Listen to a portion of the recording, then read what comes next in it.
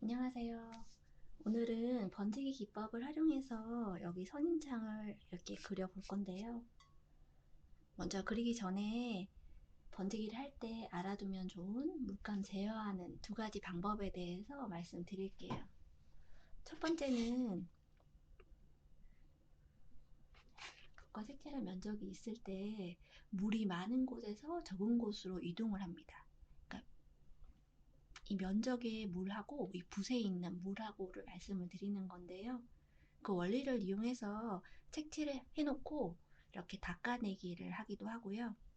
붓에 물감이 많으면 이렇게 번지기를 해줄 수가 있어요.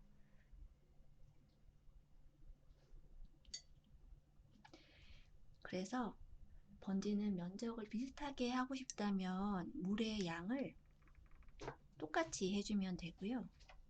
이렇게 칠하고 번지기를 하고 싶은 색깔도 똑같이 해주면 번지지 않고 그 자리에 이렇게 머물러 있어요.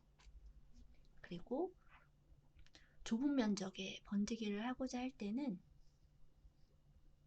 이 붓에다가 안료의 양을 늘려주면 많이 번지지 않고 원하는 부분에 이렇게 번질 수가 있어서 제어를 할 수가 있습니다.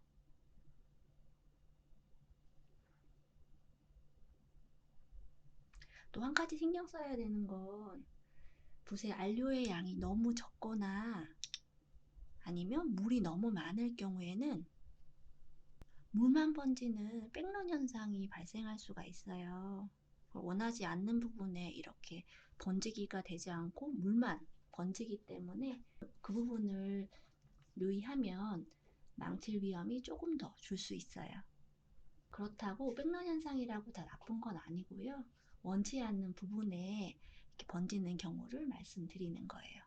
그리고 안료를 넣었다고 했는데도 물이 많으면 마른 후에 원하는 색깔이 잘 표시가 나지 않기 때문에 안료의 양이 여기 종이 부분보다 붓에 더 많아야 원하는 부분에 원하는 색을 넣을 수 있다는 거 유의하시면 되고요.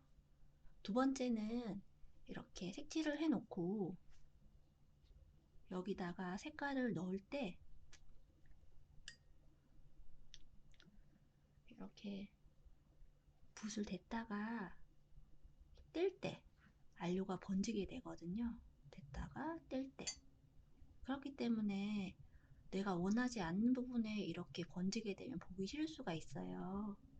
그래서 어두운 부분에 가서 이렇게 제어를 해주거나 아니면 이렇게 천천히 떼서 번짐을 최소화할 수가 있습니다. 다시 보여드리면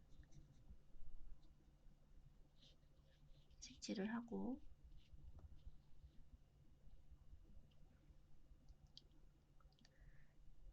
번지기를 할 때 이렇게 천천히 떼서 번짐을 최소화할 수 있고 아니면 색깔이 모여있는 부분으로 같이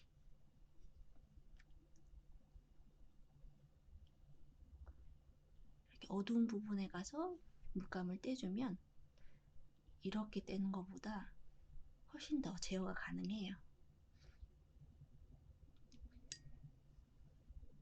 이렇게 두 가지 방법에 대해서 알려드렸고요. 그리고 오늘 사용한 붓은 라파엘 8383 4호하고 그리고 다빈치 마에스트로 2호입니다. 그리고 사용한 종이는 산더스 워터보드이고요. 콜드프레스 중목이에요. 제가 사용한 색상은 이렇게입니다. 그리고 브랜드에 대해서는 제가 더보기란에 적어둘게요. 그럼 이제 선인장 그려볼 텐데요. 아까 제가 말씀드린 부분 유의해서 살펴보시면 좋을 것 같아요. 네, 많은 도움 되었으면 좋겠고요. 꼭 끝까지 시청해주시면 감사하겠습니다.